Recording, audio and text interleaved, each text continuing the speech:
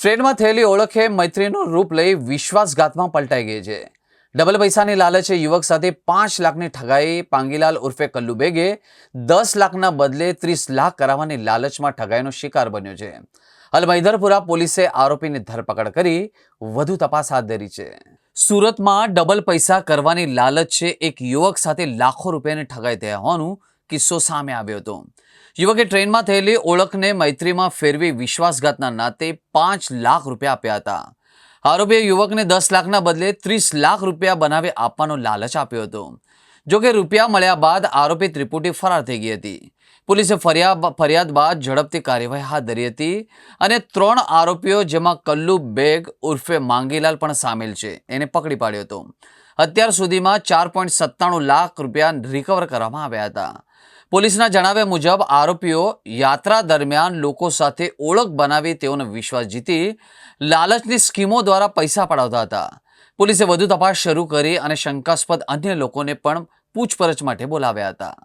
બનાવ તારીખ 18 તારીખનો છે અને એની જે ઇતિહાસ જોઈએ તો 1-1.5 મહિના પહેલા જે ફરિયાદી છે એને આરોપી સાથે ટ્રેનની અંદર મુલાકાત થાય છે અને જે આરોપી છે એ ફરિયાદી જોડે મિત્રતા કેળવી એના ફોન નંબરની આપ લે કરી લે છે અને પોતે કરામતી કરીને એને પૈસા કેવી રીતે ડબલ કરી આપે છે એમ કરીને એને વિશ્વાસમાં લે છે અને 1-1.5 મહિના પહેલા એને એવું કીધું હતું કે તું 10 લાખ રૂપિયા આપીશ તો તને તારા ડબલ કરીને 20 લાખ પાછા આપીશું.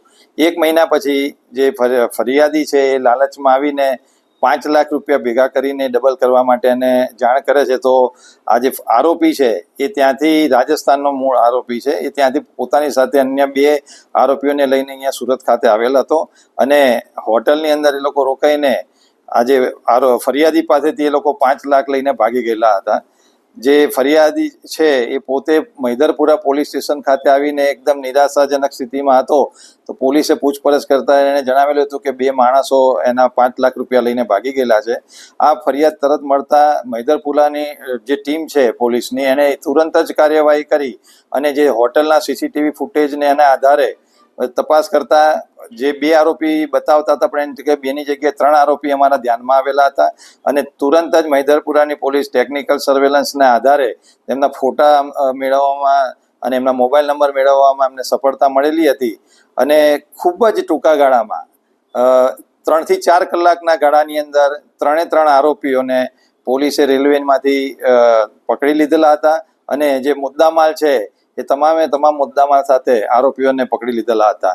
જેમાં 3 આરોપીઓમાંથી 2 આરોપીને રેલવે પોલીસના સંકલનમાં રહીને દાહોદ રેલવે સ્ટેશનથી પકડી લેવામાં આવેલા છે અને જે મુખ્ય આરોપી હતો જે રતલામ પોલીસ સ્ટેશન પર એને પકડી લેવામાં આવેલો હતો અને તેની પાસેથી તમામ મુદ્દામાલ પણ રિકવર કરવામાં આવેલો હતો.